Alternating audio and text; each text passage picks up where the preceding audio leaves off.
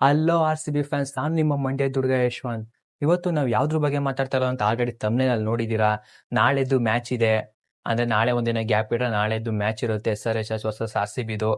Pitch condition ಹೆಂಗೈತೆ, ಯಾರು 50 ಹೊಡಿಬೋದು, ಯಾರು ಚೆನ್ನಾಗಿ ಬ್ಯಾಟಿಂಗ್ ಆಡ್ತಾರೆ, ಯಾರು ಚೆನ್ನಾಗಿ ಬೌಲಿಂಗ್ ಮಾಡ್ತಾರೆ, SRH ಟೀಮ್ ವೀಕ್ ಇದೆಯಾ ಸ್ಟ್ರಾಂಗ್ ಇದೆಯಾ, ಅವ್ರು ಹೆಂಗ್ ಬ್ಯಾಟಿಂಗ್ ಆಡ್ಬೋದು ಅನ್ನೋದೆಲ್ಲ ಡಿಸ್ಕಸ್ ಮಾಡೋದ. Let's start.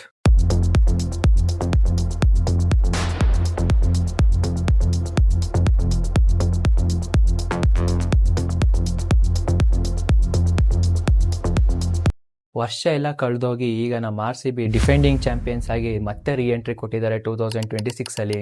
ಮ್ಯಾಚ್ ಬಗ್ಗೆ ಫಸ್ಟ್ ಡೀಟೇಲ್ಸ್ ಹೇಳಬೇಕು ಅಂದ್ರೆ, ಮಾರ್ಚ್ 28 ಸಂಜೆ 7:00 ಮ್ಯಾಚ್ ಸ್ಟಾರ್ಟ್ ಆಗುತ್ತೆ ಚಿನ್ನಸ್ವಾಮಿ ಸ್ಟೇಡಿಯಂ ಅಲ್ಲಿ. ಇನ್ನು ಟಿಕೆಟ್ ಬಗ್ಗೆ ಅಂತೂ ಕೇಳಂಗೆ ಇಲ್ಲ ಕಣಪ್ಪ. ಸ್ಟಾರ್ಟ್ ಆಗಿ 10 ನಿಮಿಷಕ್ಕೆ ಟಿಕೆಟ್ಸ್ ಎಲ್ಲ ಖಾಲಿ ಆಗ್ಬಿಟ್ಟು ಎಲ್ಲ ಫ್ಯಾನ್ಸ್ಗಳು ಟ್ವಿಟರ್ ಅಲ್ಲಿ ಬೇಜಾರು ಮಾಡ್ಕೊಬಿಟ್ಟವ್ರೆ. ಬಟ್ RCB ಕ್ರೇಜು 40,000 ಕೂರೋ ಸ್ಟೇಡಿಯಮು ಅಷ್ಟು ಬೇಗ ಫಿಲ್ ಆಗೈತೆ ಅಂದ್ರೆ ನಮ್ಮ RCBದೇ ಹೆಮ್ಮೆ ಜಾಸ್ತಿ ಇದೆ. ಜೊತೆಗೆ SRH ಅವರು ಅದೆಷ್ಟೆಷ್ಟು ಜನ ಬುಕ್ ಮಾಡಿದಾರೋ ದೇವರಾಣೆ ಗೊತ್ತಿಲ್ಲ. ನೋಡೋದ ಫಸ್ಟ್ ನಾವು ಗ್ರೌಂಡ್ ಬಗ್ಗೆ ಮಾತಾಡೋದ್ರೆ, ಪಿಚ್ ಬಗ್ಗೆ ಮಾತಾಡೋದ. ಚಿನ್ನಸ್ವಾಮಿ ಸ್ಟೇಡಿಯಂ ಪಿಚ್ ಹೆಂಗಿರುತ್ತೆ ಅಂತ. ಚಿನ್ನಸ್ವಾಮಿ ಸ್ಟೇಡಿಯಂ ನಮ್ಗೆಲ್ಲರಿಗೂ ಗೊತ್ತಿರೋ ಹಾಗೆ ಬ್ಯಾಟಿಂಗ್ ಪ್ಯಾರಡೈಸ್ ಅಂತ ಹೇಳ್ಬೋದು. ಇಲ್ಲಿ ಬೌಂಡ್ರೀಸ್ಗಳು ಚಿಕ್ಕದಾಗಿರುತ್ತೆ, ಬಾಲಿಂಗು ಡೈರೆಕ್ಟ್ ಆಗಿ ಬ್ಯಾಟ್ಗೆ ಸಿಗುತ್ತೆ. SRH ಟೀಮು ಲಾಸ್ಟ್ ಟೈಮ್ 287 ಹೊಡೆದು ಒಳ್ಳೆ ಟಾರ್ಗೆಟ್ನ ಫಿಕ್ಸ್ ಮಾಡ್ಬಿಟ್ಟಿದ್ದಾರೆ. ಸೊ ಈ ಸಲ ಫಸ್ಟ್ ಬರೋ ಮ್ಯಾಚಲ್ಲಿ RCB ಅವರು ಹೆಂಗೆ ಯಾರು ಸರಿ ವಿನ್ ಆಗ್ಲೇಬೇಕು, ಏನ್ಕಂದ್ರೆ ಅದು ರಿವೆಂಜ್ ಮ್ಯಾಚ್ ಅಂತ ಹೇಳ್ಬೋದು. ಇದುವರೆಗೂ ಚಿನ್ನಸ್ವಾಮಿ ಸ್ಟೇಡಿಯಂ ಅಲ್ಲಿ 26 ಮ್ಯಾಚ್ ನಡೆದಿದೆ. ಅದರಲ್ಲಿ 14 ಮ್ಯಾಚ್ SRH ಗೆದ್ದಿದೆ, 11 ಮ್ಯಾಚ್ RCB ಗೆದ್ದಿದೆ. ಚಿನ್ನಸ್ವಾಮಿ ಸ್ಟೇಡಿಯಂ ಅಲ್ಲಿ ನಡೆದಿರೋ RCB ವರ್ಸಸ್ SRH ಮ್ಯಾಚ್ ಅಲ್ಲಿ 54% ಜಾಸ್ತಿ ವಿನ್ ಆಗಿರೋದು SRH ಅವರೇ. ಬಟ್ ಈ ಸಲ ಬಾಲಿಂಗ್ ಟೀಮ್ ಮತ್ತೆ ಬ್ಯಾಟಿಂಗ್ ಟೀಮ್ ಒಳ್ಳೆ ಟೀಮ್ ಇದೆ. ನನ್ನ ಪ್ರಕಾರ ಈ ಸಲ ಅಂತ RCBನೇ ಗೆಲ್ಲೋದು ಅಂತಾನೆ ಹೇಳ್ತೀನಿ. ಸ್ಟಾರ್ SRH ಇದ್ರು, ಬಟ್ ಈ ಸಲ ಮಾತ್ರ RCB ಟೀಮು ಬೇರೆನೇ ಐತೆ. ಇನ್ನು ಟೀಮ್ ಬಗ್ಗೆ ಮಾತಾಡೋದಾದ್ರೆ, ಫಸ್ಟ್ ವಿರಾಟ್ ಕೊಹ್ಲಿ ಸರ್ ಮತ್ತೆ ಸಾಲ್ಟ್ ಅವರು ಓಪನಿಂಗ್ ಆಗಿ ಬರ್ತಾರೆ. ನನ್ನ ಪ್ರಕಾರ ಸಾಲ್ಟ್ ಅವ್ರು ಬರ್ತಾರೆ, ಇಲ್ಲ ಬೆತಾಳ್ ಅವ್ರು ಬರ್ತಾರೆ. ಅವ್ರಿಬ್ರಲ್ಲಿ ಒಬ್ರು ಕನ್ಫರ್ಮು. ಇಬ್ಬರಲ್ಲಿ ಯಾರು ಬಂದು ಒಳ್ಳೆ ಫಾರ್ಮಿಗೆ ಬರ್ತಾರೆ. ನನ್ನ ನೋಡಿರೋ ಪ್ರಕಾರ ಫಿಲಿಪ್ ಸಾಲ್ಟ್ ಅವರು ಸ್ವಲ್ಪ ಫಾರ್ಮ್ ಅಲ್ಲಿ ಕಾಣಿಸ್ಕತ್ತೆ ಇಲ್ಲ, ಬಟ್ IPL ಅಂದ್ರೆ ಪಕ್ಕ ಬಂದೇ ಬರ್ತಾರೆ ಅವರು. ಕ್ಯಾಪ್ಟನ್ ರಜತ್ ಪಟ್ಟಿದಾರ್ ಅಂತೂ ಸ್ಪಿನ್ ಅಂತ ಬತ್ತು ಅಂದ್ರೆ ಅವ್ರು ಒಡೆಯ ಸಿಕ್ಸ್ಗಳಂತ ಯಾವಾಗ್ಲೂ ಆಕಾಶದಲ್ಲೇ ಆಡ್ತಾ ಇರುತ್ತೆ. ಇನ್ನು ಜಿತೇಶ್ ಶರ್ಮಾ ಅವರು ಅಂತೂ ಒಳ್ಳೆ ಫಿನಿಶರ್ ಆಗಂತೂ ಕಾಣಿಸ್ಕೊಬಿಟ್ರೆ ನಮ್ಗೆ ಲಾಸ್ಟ್ ಇಯರು. ಈ ಸಲಿನೂ ಅದೇ ತರ ಕಾಣಿಸ್ಕೋಬಹುದು. ಈ ರಮೋಡಿಯೋ ಶಫರ್ ಅವರು ಮತ್ತೆ ಟೀಮ್ ಡೇವಿಡ್ ಅಂತ ನಾವು ಕೇಳಂಗಿಲ್ಲ, ಅವ್ರು ನಮ್ಮ ಪಾಲಕ್ ದೇವರು ಅಂತಾನೆ ಹೇಳ್ಬೋದು.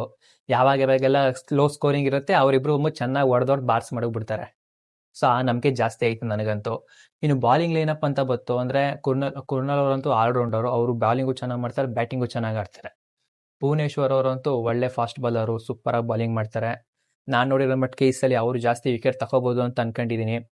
ಇನ್ನು SRH ಬಗ್ಗೆ ಮಾತಾಡಬೇಕು ಅಂದ್ರೆ, ಅಭಿಷೇಕ್ ಶರ್ಮಾ ಮತ್ತೆ ಇಶಾನ್ ಕಿಶನ್, ಅವ್ರು 3 ಜನ ಕರೆಕ್ಟಾಗಿ ನಿಂತ್ಕೊಬಿಟ್ರು ಅಂದ್ರೆ ಚೆನ್ನಾಗಿ ಹೊಡೆದ್ ಬಿಸಾಕ್ಬಿಡ್ತಾರೆ ಅಂತ. ಅದಲ್ಲೂ ನಮ್ಮ ಚಿನ್ನಸ್ವಾಮಿ ಸ್ಟೇಡಿಯಂ ಮೊದಲೇ ಅವ್ರಿಗೆ RCB ಅಂದ್ರೆ ಫುಲ್ ಟ್ರೀ ಜಾಸ್ತಿ ಹೊಡಿಬೇಕು ಅಂತ ಬೇರೆ ಫುಲ್ಲು ಬೇರೆ ರಿವೆಂಜ್ ಬೇರೆ ಇಟ್ಕೊಬಿಟ್ಟವ್ರೆ.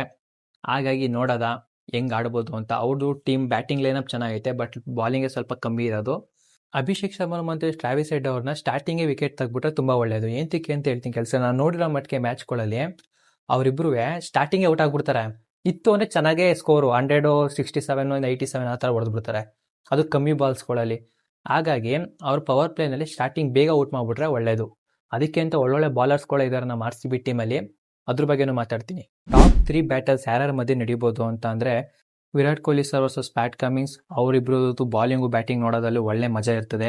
ನೆಕ್ಸ್ಟ್ ಅಂದ್ರೆ ರಜತ್ ಪಟ್ಟಿ ಸರ್ ವರ್ಸಸ್ ಸ್ಪಿನ್ನರ್ಸ್. ಎಲ್ಲ ಸ್ಪಿನ್ನರ್ಸ್ಗಳಂತೂ ಪಟ್ಟಿದಾರಂತೂ ಸಖತ್ತಾಗಿ ಬಾರ್ಸ್ ಮಡಗ್ತಾರೆ. ಇನ್ನೊಂದು ಏನು ಅಂತ ಅಂದ್ರೆ, ಟ್ರಾವಿಸ್ ಹೆಡ್ ವರ್ಸಸ್ ಜೊಕೊಪೋ ಡೂಫಿ. ಅವರಿಬ್ರು ಬ್ಯಾಟಿಂಗ್ ಬಾಲಿಂಗ್ ಅಂತೂ ನೋಡ್ಲೇಬೇಕು. ಯಾಕೆ ಅಂದ್ರೆ ಟ್ರಾವಿಸ್ ಹೆಡ್ ಅವರು ಜಾಸ್ತಿ ವಿಕೆಟ್ ಆಗಿರೋದೇ ಅವ್ರ ಬಾಲಿಂಗ್ ಅಲ್ಲಿ. ನೋಡೋದ ಈ ಸಲ ಅವ್ರಿಗೆ ಅಂತ ಒಬ್ಬ ಕಾಂಪಿಟೇಟರ್ ಬಾಲಿಂಗ್ ತಗೊಬಂದಿರಂಗೈತೆ ನಮ್ಮ RCB team. Let's wait and watch. ಇನ್ನು ವಿನ್ನಿಂಗ್ ಪಾಸಿಬಿಲಿಟೀಸ್ ಪ್ರಕಾರ ಹೋಮ್ ಗ್ರೌಂಡ್ ಅಲ್ಲಿ ನೋಡ್ತು ಅಂದ್ರೆ RCBದೇ ವಿನ್ನಿಂಗ್ ಪಾಸಿಬಿಲಿಟೀಸ್ ಜಾಸ್ತಿ ಇರೋದು. ಏಂತಕ್ಕೆ ಅಂದ್ರೆ ಡಿಫೆಂಡಿಂಗ್ ಚಾಂಪಿಯನ್ಸ್ ಆಗಿ ಬಂದಿರೋದು ಅಂಡ್ ಹೋಮ್ ಗ್ರೌಂಡ್ ಅಲ್ಲಿ ಆಡ್ತಿರೋದ್ರಿಂದ ವಿನ್ನಿಂಗ್ ಪಾಸಿಬಿಲಿಟೀಸ್ RCBನೇ ಇರುತ್ತೆ.